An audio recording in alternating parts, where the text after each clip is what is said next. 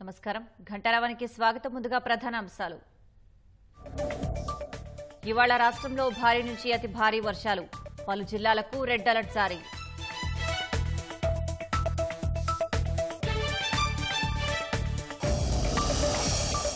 భద్రాచలం వద్ద క్రమంగా పెరుగుతున్న గోదావరి నీటి మట్టం, లోతట్టు ప్రాంత ప్రజలు అప్రమత్తంగా ఉండాలని అధికారుల హెచ్చరిక.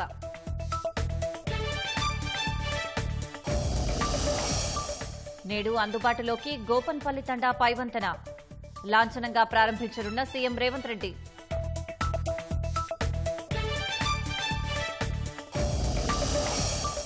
నేడు గవర్నర్ రాధాకృష్ణన్ను కలవనున్న భారాస బృందం, పార్టీ ఫిరాయింపులు, నిరుద్యోగుల అంశంపై వినతి పత్రం అందజేత.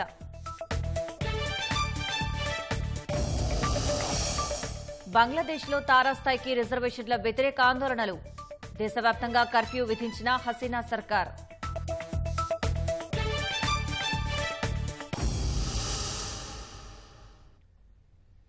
విద్యా వ్యవస్థలో విప్లవాత్మక సంస్కరణ తీసుకొస్తామని ముఖ్యమంత్రి రేవంత్ రెడ్డి తెలిపారు.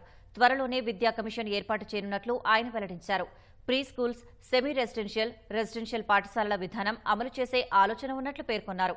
యూనివర్సిటీలకు ఉపకులపతులతో పాటు బోధనేతర సిబ్బంది నియమిస్తామని ముఖ్యమంత్రి చెప్పారు. అవసరమైన సంస్కరణలపై విధానపత్రం తయారు చేయాలని విద్యావేత్తలను సీఎం కోరారు. రాష్ట్రంలో విద్యా వ్యవస్థలో సంస్కరణలకు ప్రభుత్వం శ్రీకారం చుట్టనుంది. ఈ మేరకు త్వరలోనే విద్యా కమిషన్ ఏర్పాటు చేయనున్నట్లు ముఖ్యమంత్రి రేవంత్ రెడ్డి వెల్లడించారు. అంగన్వాడీల నుంచి విశ్వవిద్యాలయాల వరకు నాణ్యమైన విద్యా బోధన, నైపుణ్య శిక్షణ, ఉపాధి కల్పనకు తమ ప్రభుత్వం కట్టుబడి ఉందని సీఎం స్పష్టం చేశారు.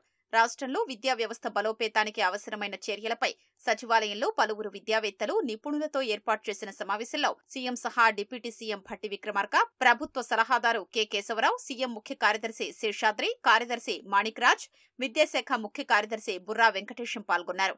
పాఠశాలల బలోపేతమే లక్ష్యంగా 11,000కు పైగా ఉపాధ్యాయ నియామకాలకు నోటిఫికేషన్, టెట్ నిర్వహణ చేపట్టగా ఇక నుంచి ఏడాదికి 2 సార్లు జరపాలని నిర్ణయించినట్లు సీఎం వారికి తెలిపారు. బడులు తెరిచిన రోజే పిల్లలకు యూనిఫాంలు, పాఠ్యపుస్తకాల అందజేత, అమ్మ ఆదర్శ పాఠశాల కమిటీల ద్వారా మౌలిక వసతుల కల్పన చేపట్టినట్లు వివరించారు. ప్రభుత్వ విద్యా వ్యవస్థ బలోపేతానికి అవసరమైన సూచనలు ఇవ్వాలని వారిని ముఖ్యమంత్రి కోరారు. సమావేశంలో పాల్గొన్న ప్రొఫెసర్ హరగోపాల్, కోదండరాం, పిఎల్ విశ్వేశ్వరరావు, శాంతా సిన్హా, ఆల్దాస్ జానయ్య, పద్మజ షా, లక్ష్మీనారాయణ, విశ్రాంత ఐఏఎస్ అధికారి ఆకునూరి మురళి తదితర విద్యావేత్తలు, విశ్రాంత అధికారులు ప్రభుత్వానికి పలు సూచనలు చేశారు. ప్రస్తుత లోపాలు, సమస్యల్ని వారు సీఎం రేవంత్ రెడ్డికి వివరించారు. అంగన్వాడీల్లో కార్యకర్తలకు బోధించే నైపుణ్యం ఉండడం లేదని, సరైన వసతులు లేవని సీఎం దృష్టికి తీసుకెళ్లారు. అంగన్వాడీల్ని ప్రీ స్కూల్స్ గా మార్చి వాలంటీర్లను నియమించి వారికి పూర్వ ప్రాథమిక విద్యా బోధనకు అవసరమైన శిక్షణ ఇచ్చే ఆలోచనలో ఉన్నట్లు రేవంత్ రెడ్డి తెలిపారు. 3వ తరగతి వరకు ప్రీ స్కూల్లో బోధించి 4 నుంచి 12వ తరగతి వరకు సెమీ రెసిడెన్షియల్ స్కూళ్ల ఏర్పాటుకు ప్రణాళికలు రూపొందిస్తున్నట్లు తెలిపారు. సెమీ రెసిడెన్షియల్ స్కూళ్లకు వెళ్లేందుకు విద్యార్థులకు ఉచిత రవాణా సదుపాయం కల్పించాలని అనుకుంటున్నట్లు తెలిపారు. 10 ఏళ్లుగా యూనివర్సిటీల్లో బోధనా సిబ్బంది నియామకాలు జరగలేదని, వీసీలు సైతం లేరని విద్యావేత్తలు ముఖ్యమంత్రి దృష్టికి తీసుకెళ్లారు. వీసీల నియామకానికి ఇప్పటికే సెర్చ్ కమిటీలు వేశామని, త్వరలోనే ఉపకులపతుల్ని నియమిస్తామని సీఎం తెలిపారు. యూనివర్సిటీలకు డెవలప్మెంట్ గ్రాంట్స్ ఇవ్వాలని, యూనివర్సిటీలో వివిధ అంశాలపై లోతైన చర్చ, వాస్తవాల వెల్లడి, అభివృద్ధి, చరిత్రకు సంబంధించిన అధ్యయన కేంద్రాలు ఏర్పాటు చేయాలని ప్రొఫెసర్ ఆల్దాస్ జానయ్య సూచించారు. విద్యా సూచికలో తెలంగాణ అట్టడుగున ఉందని, తామంతా ఉస్మానియా విశ్వవిద్యాలయంలోనే చదువుకుని ప్రపంచ దేశాలన్నీ తిరిగొచ్చామన్న ప్రొఫెసర్ హరగోపాల్, శాంతా సిన్హా ప్రస్తుతం ఓయూలో విద్యా ప్రమాణాలు పడిపోయాయని ఆవేదన వ్యక్తం చేశారు. సంక్షోభంలో కూరుకుపోయిన తెలంగాణ విద్యారంగాన్ని పునరుద్ధరించడానికి తీసుకోవలసిన చర్యల మీద ఒక నోట్ తయారు చేసిన, ఒక రోజంతా చర్చించుకొని ఆ నోటు ప్రజెంట్ ఇవ్వటానికి, సమర్పించటానికి ముఖ్యమంత్రి గారిని సమయం అడిగిన, విద్యారంగ పునరుద్ధరణకు తీసుకోవలసిన చర్యలను వివరించడం జరిగింది. 33 అంశాలు గుర్తించాం ఏం చేయాలని. దాని మీద బడ్జెట్ తోని స్టార్ట్ కావాలనేది ముఖ్యమంత్రి గారు చెప్పాం. మేము దేశంలో అనేక రాష్ట్రాలు 15 నుంచి 28% వరకు బడ్జెట్ విద్యకి సంబంధించిన కేటాయింపులు చేస్తున్నారు. సో ఒక్క తెలంగాణ రాష్ట్రం మాత్రమే సింగిల్ డిజిట్ 7% దగ్గర ఆగిపోయాం మనము. సో 15% తప్పకుండా విద్యకు కేటాయించాలనే ఉద్దేశంతో మేము అది స్ట్రాంగ్ గా రికమెండ్ చేశాము. Finance minister, deputy chief minister గారు, ముఖ్యమంత్రి గారు ఇద్దరు కూడా సానుకూలంగా వారు రెస్పాండ్ అయ్యారు. సో ఒక తరగతికి ఒక టీచర్ ఉండాలి, ఒక తరగతికి ఒక గది ఉండాలి. సో ఒక స్కూల్ అంటే 45 అంశాలు ఉంటవి. సో ఈ అంశాలన్నింటినీ కూడా చర్చించడం జరిగింది. సో మండలానికి ఒక మంచి ఇంటర్నేషనల్ స్కూల్స్ ని సో మేము మొదలు పెట్టబోతున్నాము అనే ఒక మంచి తీపి కబురు మాకు చెప్పడం జరిగింది. స్కూల్ పర్ఫార్మెన్స్ ఎలా ఉంది అనేది ఇవన్నీ పర్ఫార్మెన్స్ ఇండెక్స్ ల ద్వారా పర్ఫార్మెన్స్ ర్యాంకింగ్ ఇవ్వాలని చెప్పేసి రిక్వెస్ట్ చేయడం జరిగింది.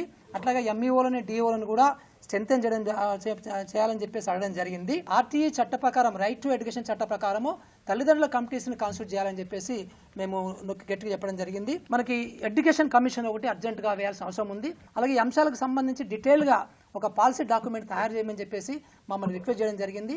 సో అది తయారు చేసి మేము అతి తొందరలో ప్రభుత్వానికి ఇస్తాం. విద్య గురించి తెలంగాణ ప్రభుత్వం ప్రోగ్రాంలు చేస్తున్నాయి, పాలసీలు చేస్తున్నాయి. కొంచెం దూరాలోచనలతో వాళ్ళు అండర్స్టాండ్ ఎగ్జామిన్ చేస్తున్నారని మాకైతే నమ్మకం ఉంది. వాళ్ళకి తగు ఏమైనా సహాయం కావాలంటే మేము అందరం తయారున్నామని మేము కూడా హామీ ఇచ్చాము. వైస్ ఛాన్సలర్ అపాయింట్ చేయాలని అన్నాం. Chief minister responded and set search committees constitute చేస్తాం, తొందరలో రిక్రూట్ చేస్తాం. హైయర్ ఎడ్యుకేషన్ కౌన్సిల్ కూడా రీఆర్గనైజ్ చేయాలి, దాని గురించి కూడా మాట్లాడినాం. కాంట్రాక్ట్ వాళ్ళని ఇమీడియట్లీ పర్మనెంట్ చేయాలి according to supreme court guide lines, అది కూడా చెప్పినాము. స్కిల్స్ యూనివర్సిటీ గురించి కూడా చర్చ వచ్చింది. విద్యా వ్యవస్థ బలోపేతానికి ఇప్పటికే మంత్రులు Sridhar Babu, Seethakka, Ponnam Prabhakar cabinet sub committee ఏర్పాటు చేసినట్లు సీఎం తెలిపారు. విద్యా వ్యవస్థలో అవసరమైన మార్పులపై విధానపత్రం రూపొందిస్తే దానిపై చర్చించి నిర్ణయం తీసుకుంటామని సీఎం చెప్పారు. ఆయా అంశాలపై కేబినెట్ సబ్ కమిటీతోనూ చర్చించారని వారికి సూచించారు. విద్యా వ్యవస్థ బలోపేతానికి ప్రపంచ బ్యాంకు, ఏషియన్ డెవలప్మెంట్ బ్యాంకు అతి తక్కువ వడ్డీకి దీర్ఘకాలిక రుణాలు ఇస్తాయని ప్రొఫెసర్ ఆల్దాస్ జానయ్య తెలపగా ఆ దిశగా పరిశీలిస్తామని రేవంత్ రెడ్డి హామీ ఇచ్చారు. ఉమ్మడి రాష్ట్రంలో 11% ఉన్న విద్యాశాఖ బడ్జెట్ తెలంగాణ ఏర్పడిన తర్వాత 6.4% పడిపోయిందని, దాన్ని పెంచాలని ప్రొఫెసర్ హరగోపాల్ సూచించారు. తాను డిప్యూటీ సీఎం సైతం ప్రభుత్వ బడుల్లోనే చదువుకున్నామన్న సీఎం రేవంత్ రెడ్డి ఖచ్చితంగా ప్రభుత్వ విద్యా వ్యవస్థ బలోపేతానికి బడ్జెట్ పెంచుతామని హామీ ఇచ్చారు. తెలంగాణ నైపుణ్య విద్యాలయం ఏర్పాటుకు రంగం సిద్దమవుతోంది. రానున్న అసెంబ్లీ సమావేశాల్లో ఈ మేరకు చట్టం చేసేందుకు ప్రభుత్వం సిద్దమవుతోంది. ఢిల్లీ, హర్యానా తరహాలో స్కిల్ యూనివర్సిటీకి పరిశ్రమల శాఖ ముసాయిదా బిల్లును తయారు చేసింది. పరిశ్రమలకు అవసరాలకు అనుగుణంగా యువతను తీర్చిదిద్ది ఉద్యోగాలు కల్పించే సమున్నత లక్ష్యంతో దీనిని ప్రతిష్టాత్మకంగా తీసుకున్నట్లు ముఖ్యమంత్రి రేవంత్ రెడ్డి తెలిపారు.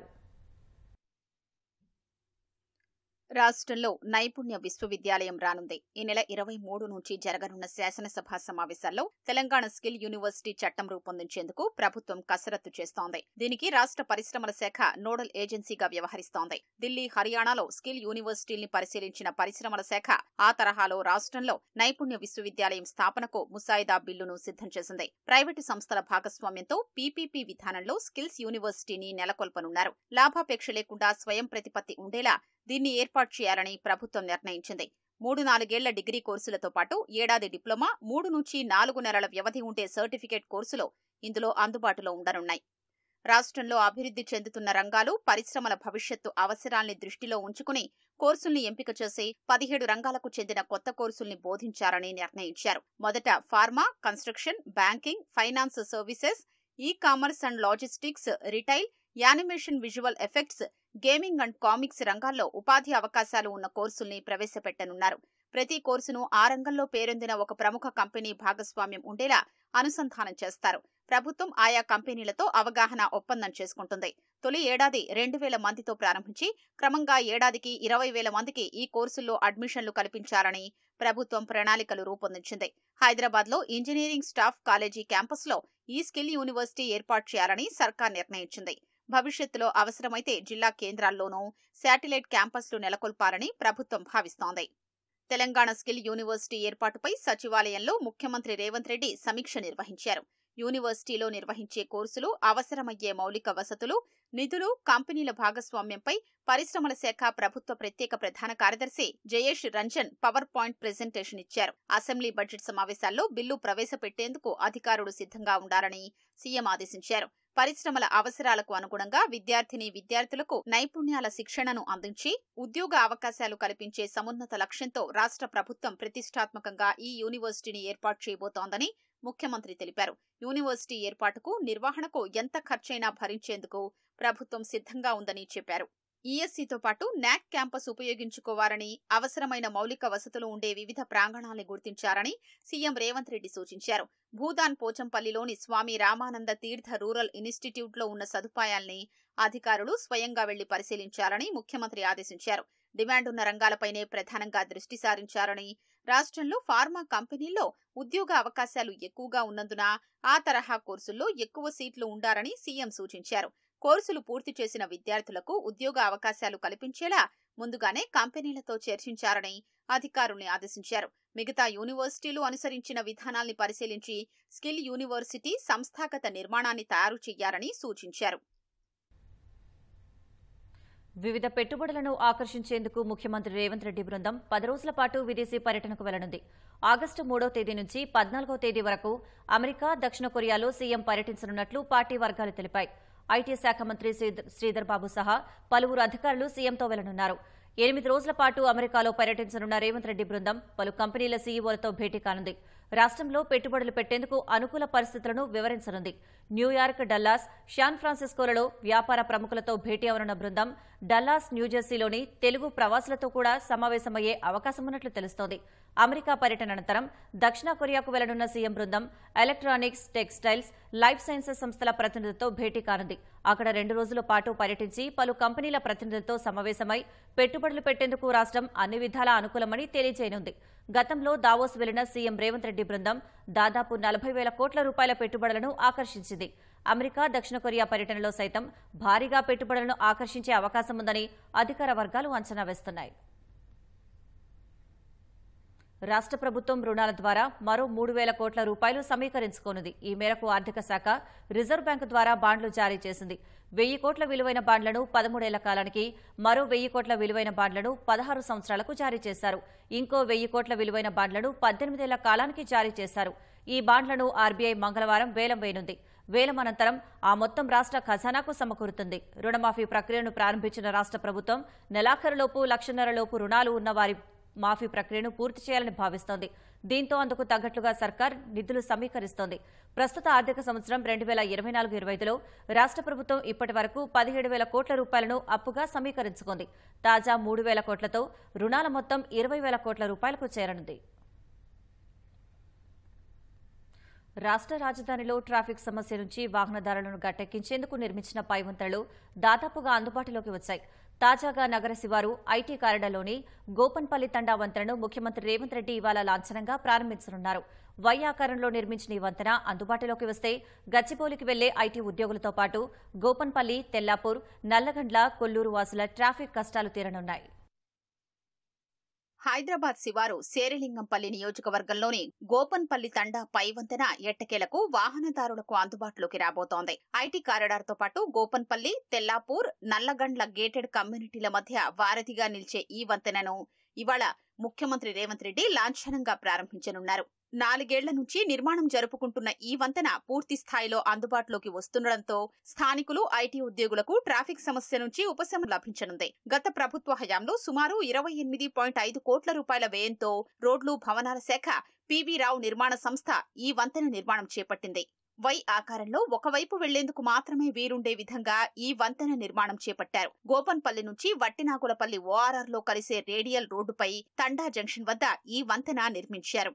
గౌలిదొడ్డి వైపు నుంచి నల్లగండ్ల వైపునకు వెళ్లేందుకు 430 మీటర్లు, తెల్లాపూర్ వైపునకు 550 మీటర్ల పొడవు, 12 మీటర్ల వెడల్పుతో వంతెనను పూర్తి చేశారు. 243 మెట్రిక్ టన్నుల స్టీల్, 806 క్యూబిక్ మీటర్ల కాంక్రీట్ వినియోగించి 84.4 మీటర్ల సింగిల్ స్పాన్తో వంతెన నిర్మించారు.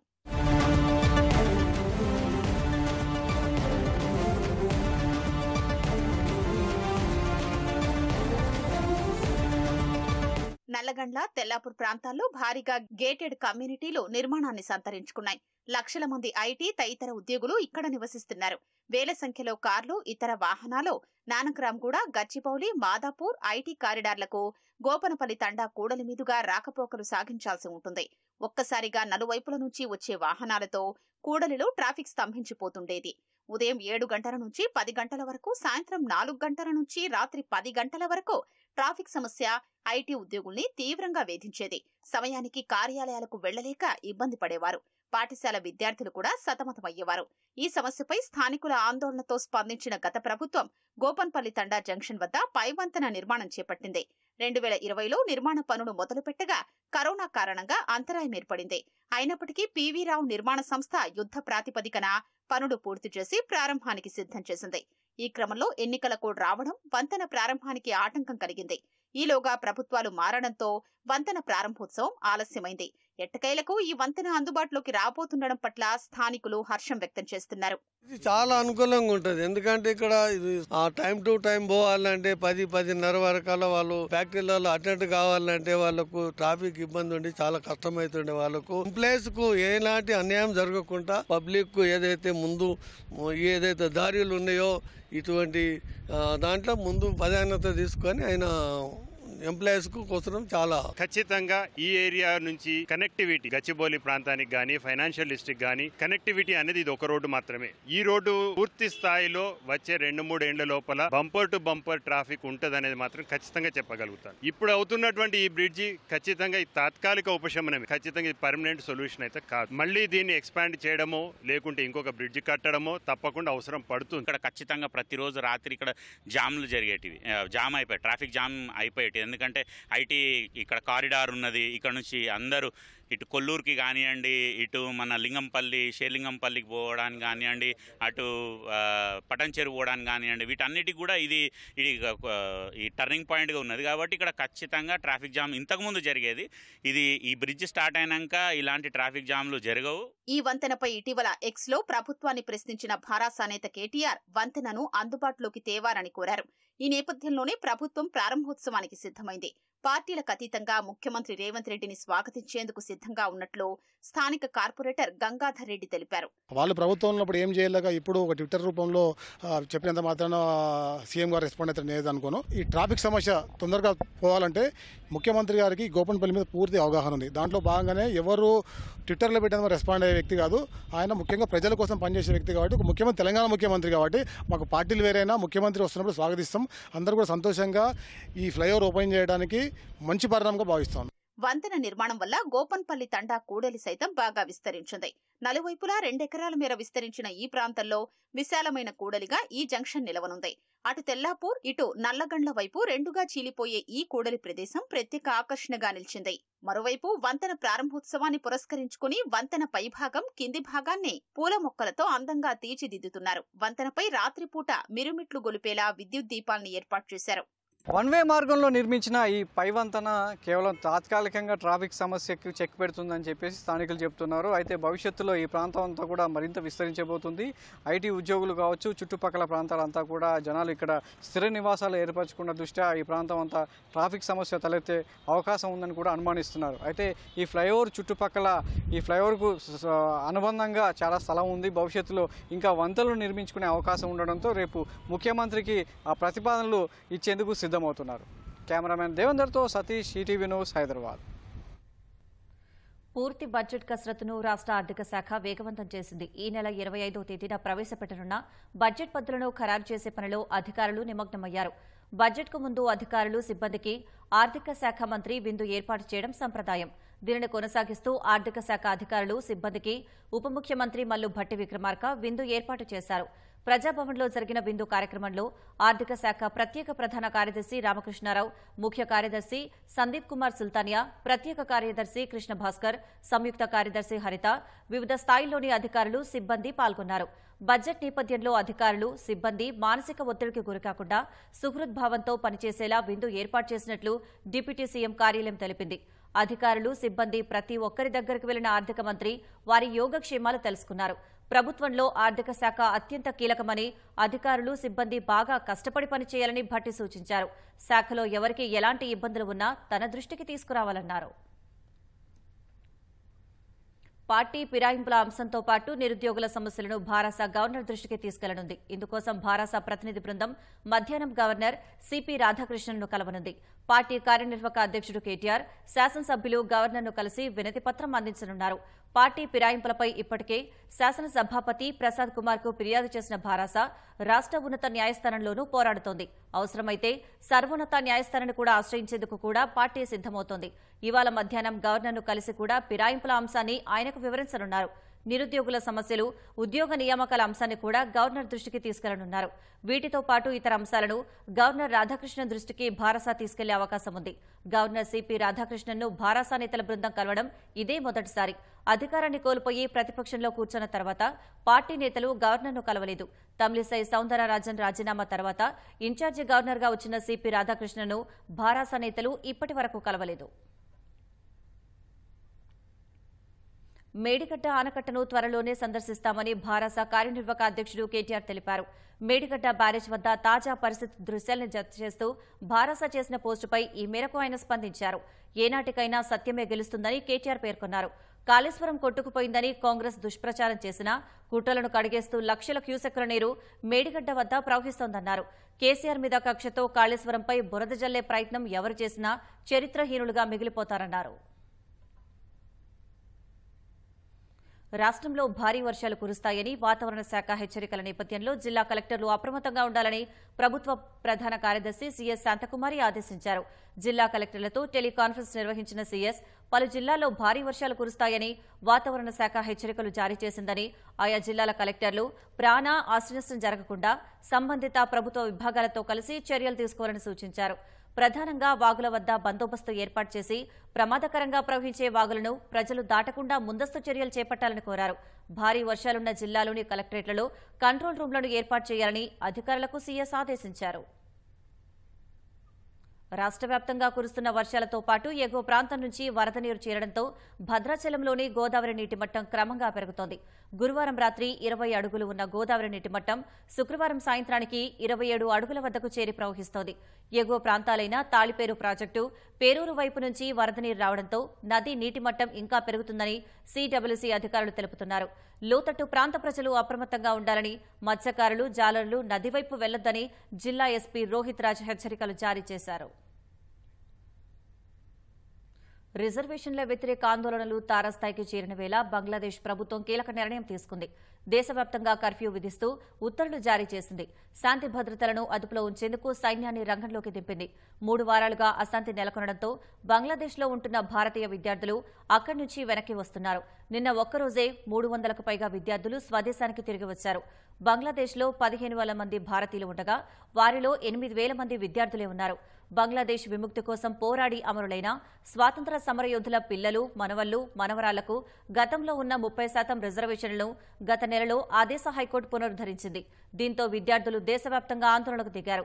ఈ పద్ధతిని సంస్కరించి ప్రతిభ ఆధారంగా మొదటి, 2వ శ్రేణి ప్రభుత్వ ఉద్యోగాలను భర్తీ చేయాలంటూ ఢాకా, రాజ్షాహి, ఖుల్నా, చత్తోగ్రామ్లలో పెద్ద ఎత్తున ఆందోళనలు జరుగుతున్నాయి.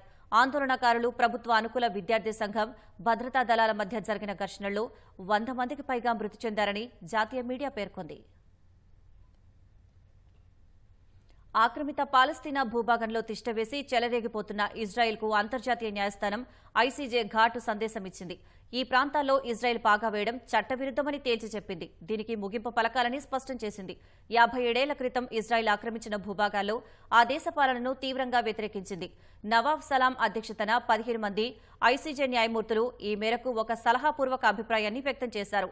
వెస్ట్ బ్యాంక్, తూర్పు జెరూసలేంలో ఆక్రమణదారుగా ఇజ్రాయెల్ అనుసరిస్తున్న అనేక విధానాలను అంతర్జాతీయ న్యాయమూర్తులు తాజా రూలింగ్లో ప్రస్తావించారు. ఈ ప్రాంతాల్లో సహజ వనరులను ఉపయోగించుకోవడం, అక్కడి భూభాగాలను తమ దేశంలో కలిపేసుకోవడం, శాశ్వత నియంత్రణలో పెట్టుకోవడం వంటి చర్యలను తప్పుపట్టారు. ఇవన్నీ అంతర్జాతీయ చట్టాలను ఉల్లంఘించడమేనని వ్యాఖ్యానించారు. బలవంతంగా ఆక్రమించుకున్న ఆ ప్రాంతాలపై ఇజ్రాయెల్కు సార్వభౌమాధికారం ఉండబోదన్నారు. ఆక్రమిత భూభాగాల్లో ఉనికిని కొనసాగించేలా ఇజ్రాయెల్కు ఇతర దేశాలు సాయం చేయరాదన్నారు. అటు ఐసీజే రూలింగ్పై స్పందించిన ఇజ్రాయెల్ ప్రధాని నెతన్యాహు యూదులను వారి సొంత భూభాగాల్లో ఆక్రమణదారులుగా పరిగణించజాలని స్పష్టం చేశారు. ఐసీజేలో వెలువడిన ఏ తప్పుడు నిర్ణయం ఈ వాస్తవాన్ని మార్చలేదని వ్యాఖ్యానించారు. మేడ్చల్ జిల్లా దుండిగల్ వద్ద జరిగిన రోడ్డు ప్రమాదంలో 3 ఇంజనీరింగ్ విద్యార్థులు ప్రాణాలు కోల్పోయారు. దుండిగల్ వద్ద ఓఆర్ఆర్ సర్వీస్ రోడ్డుపై కారు అతివేగంగా లారీని ఢీకొట్టింది. ఈ ప్రమాదంలో కారులో ప్రయాణిస్తున్న 3 ఇంజనీరింగ్ విద్యార్థులు అక్కడికక్కడే మృతి చెందగా మరో 2కి తీవ్ర గాయాలయ్యాయి. మృతులు ఓ ఇంజనీరింగ్ కళాశాలకు చెందిన ఆకాష్, హరి, అస్మితులుగా గుర్తించారు. తీవ్రంగా గాయపడిన 2ని మల్లారెడ్డి ఆసుపత్రికి తరలించారు. అతివేగమే ప్రమాదానికి కారణమని పోలీసులు ప్రాథమికంగా నిర్ధారించారు.